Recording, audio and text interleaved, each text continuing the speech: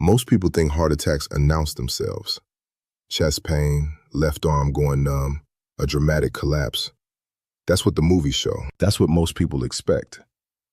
But after 60, the most dangerous cardiac events are the quiet ones, the ones that build slowly while you sleep. No warning, no time to call for help, no second chance. And here is what shocks most of my patients when I tell them this in the recovery room. Those events are almost always triggered by something ordinary, something completely unremarkable, something you did before turning off the light. I'm Dr. Kevin Adewale. I'm a cardiac surgeon. I've spent over 20 years opening chests, repairing arteries, and holding hearts in my hands. I've also spent 20 years watching the same preventable patterns repeat themselves over and over in patients who had no idea what they were doing to themselves every single night. Tonight, I'm going to show you 5 of those patterns, 5 habits that are quietly loading the gun while you sleep. And then I'll show you exactly how to unload it, one simple evening at a time. Stay with me. What you learn in the next few minutes may be the most important thing you hear this year. Here's something most people don't know. Your cardiovascular system doesn't take a break when you fall asleep.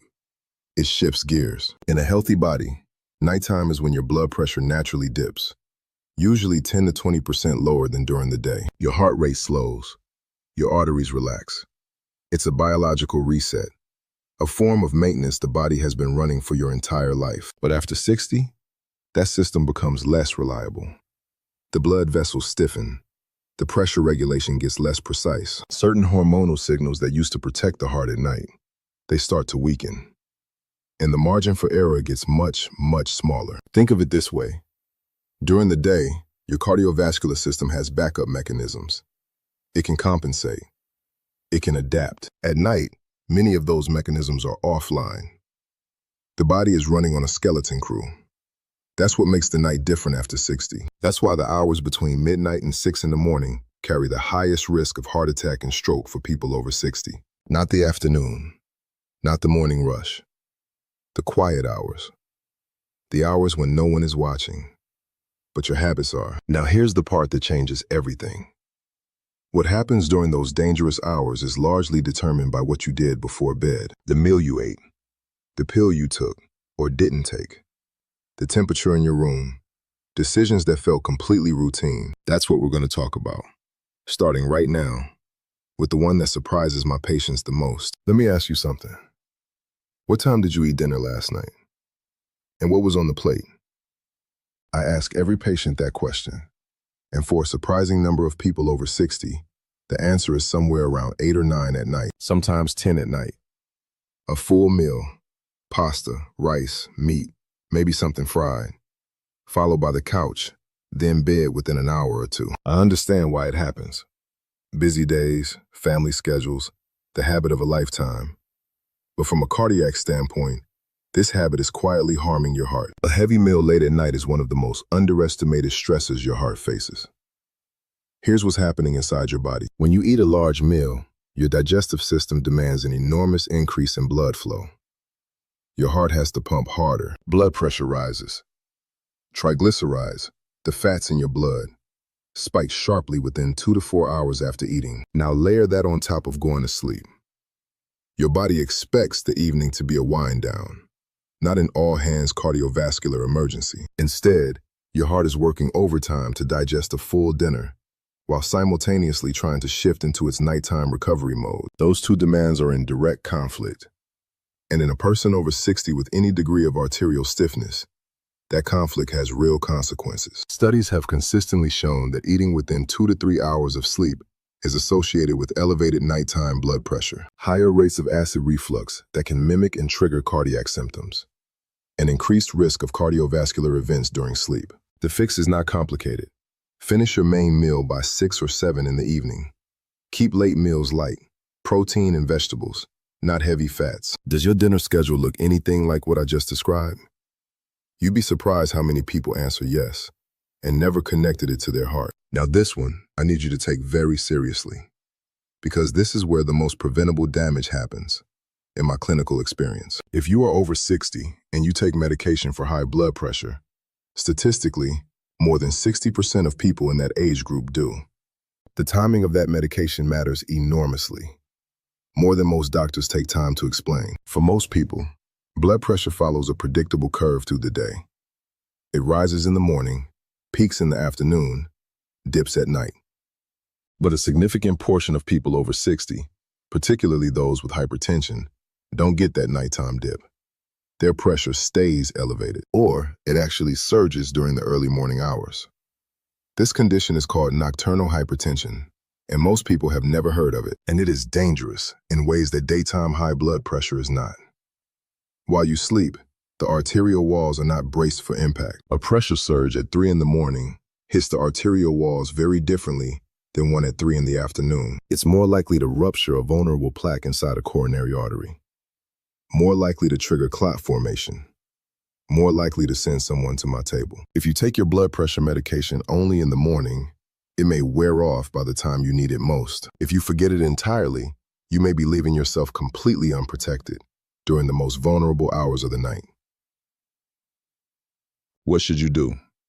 Talk to your doctor specifically about timing. Ask whether your medication should be taken at night rather than in the morning. The conversation takes 2 minutes.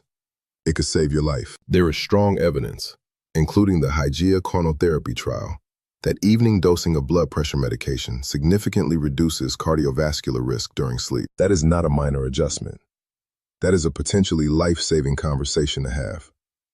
Don't assume the timing doesn't matter. In cardiology, timing can be the entire difference. And most patients over 60 have never once had this conversation with their doctor. I want you to think about someone you know who snores. A spouse, a parent, maybe yourself. That sound, that loud, irregular rumbling in the night, most people treat it as an annoyance, something to laugh about, something to elbow your partner over. I treat it as a cardiac warning sign until proven otherwise.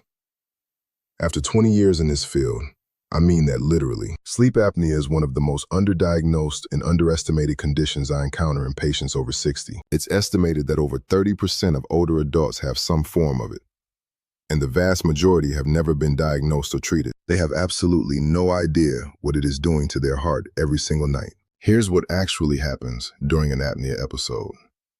You stop breathing for 10 seconds, 40 seconds, sometimes longer. It might happen dozens of times per hour.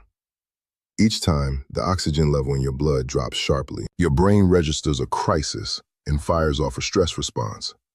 Adrenaline, cortisol, a sudden spike in heart rate and blood pressure. Your heart jolts, awake, essentially, while the rest of you is still asleep.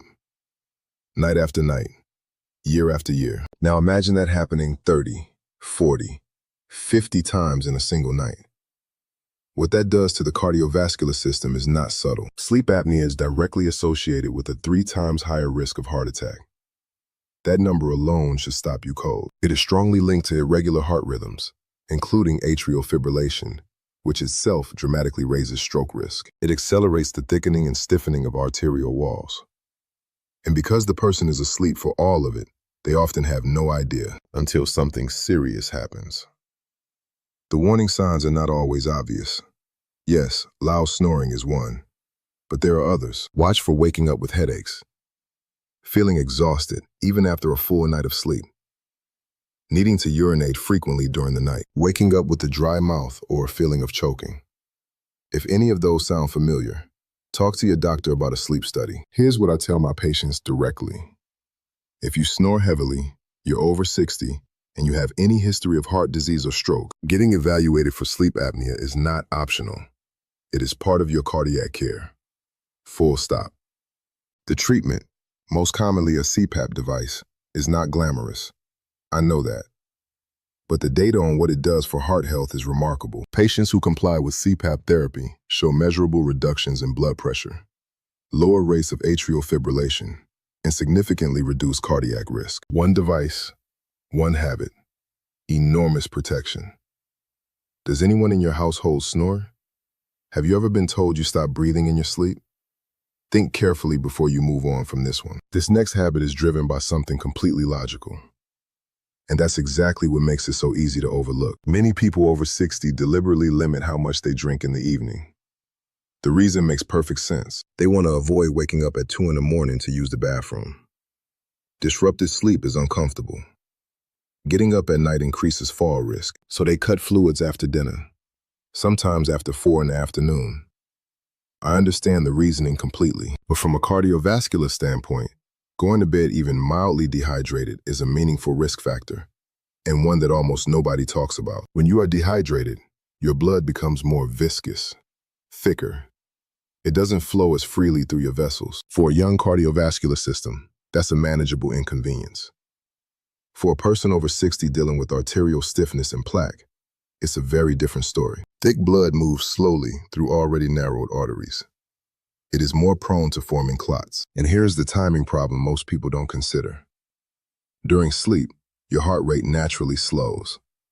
Blood moves more slowly through the system anyway. Now combine slow circulation with thicker blood in a body that has been lying still for 7 or 8 hours, in arteries that may already be narrowed. That combination, dehydration, slow heart rate, reduced movement, and vessel disease, is one of the reasons strokes and heart attacks cluster in the early morning hours. The fix here is genuinely simple.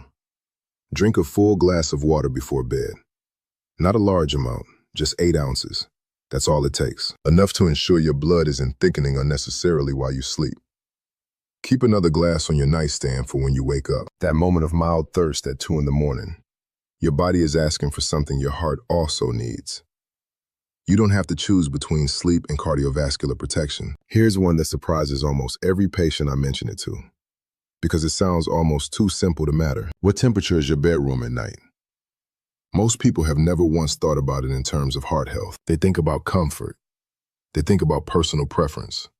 But there is a specific range that your cardiovascular system prefers. And outside of that range, your heart is quietly working harder than it should be. Let's start with too warm. When your bedroom is above about 22 degrees Celsius, roughly 72 Fahrenheit, your body works to dissipate heat throughout the night. Your blood vessels dilate. Your heart rate stays elevated. Sweating increases fluid loss, which brings us right back to the dehydration problem we just discussed. And critically, your sleep quality drops. You spend less time in the deep, restorative stages where the heart gets its best overnight recovery. Now the opposite. A bedroom that is genuinely cold, below 16 or 17 degrees Celsius, creates a different kind of cardiovascular stress. Cold causes vasoconstriction. Your blood vessels tighten to preserve core body heat. Blood pressure rises. The heart has to push against more resistance. For someone with existing coronary artery disease or hypertension, that nighttime pressure increase is not trivial. The optimal range for sleep and cardiovascular protection is between 18 and 22 degrees Celsius. 65 to 72 Fahrenheit. That window keeps your body in thermoneutral territory. Vessels relaxed, heart rate low and steady. Sleep stays deep. One setting. Real protection. Everything I've described so far might sound like a long list of things to worry about. I want to reframe that completely. Because when you look at all 5 habits together, what you actually have is a blueprint. A simple, practical evening routine that addresses every single one. I call it the heart-safe evening routine. And it fits into a normal life without any dramatic changes. Here's how it looks. Between 6 and 7 in the evening, that's your window for the main meal. Lean protein, vegetables, a moderate portion of carbohydrates if you need them. Not a feast, not a fast, just a proper dinner at a civilized hour, giving your heart a full 3 to 4 hours to settle before sleep. At 7 o'clock, water and medications. If your doctor hasn't specifically discussed the timing of your blood pressure medication with you, this is your reminder to have that conversation. Evening dosing may be significantly more protective. Take that question seriously. Between 8 and 9, your wind-down window. A gentle walk, some reading, a calm conversation.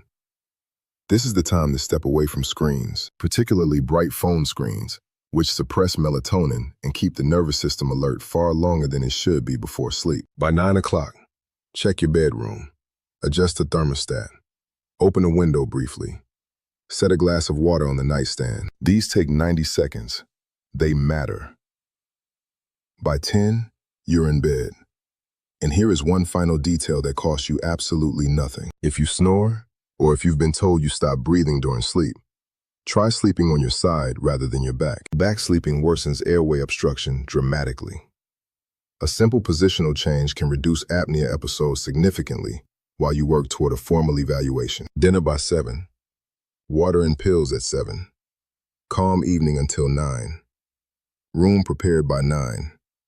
Bed by 10 on your side. The question is never whether this routine works. The data is clear that it does. The question is whether you'll actually do it, and that's a question only you can answer. Now, I want to be honest with you for a moment. Not as a content creator, as a surgeon. I have stood at an operating table at 3 in the morning, holding a heart that stopped because of a clot that formed overnight in a narrowed artery. I have spoken to families in waiting rooms at dawn, families who had no idea anything was wrong when they said goodnight a few hours earlier. I have read autopsy reports on people who were planning their grandchildren's birthdays the week before. And in case after case, the contributing factors were not mysterious. They were a late dinner, a skipped medication, a bedroom that was too warm, a body that was quietly running out of water, an airway that had been collapsing silently for years, while everyone assumed the snoring was just snoring. These are not exotic risk factors. They are not rare. They are the background noise of millions of ordinary evenings. And that background noise, accumulated night after night, year after year, can become a cardiac event that nobody saw coming, because nobody knew to look. Here is the truth that 20 years in the operating room has given me. Most of the hearts I've had to repair didn't fail because of bad luck. They failed because of bad information.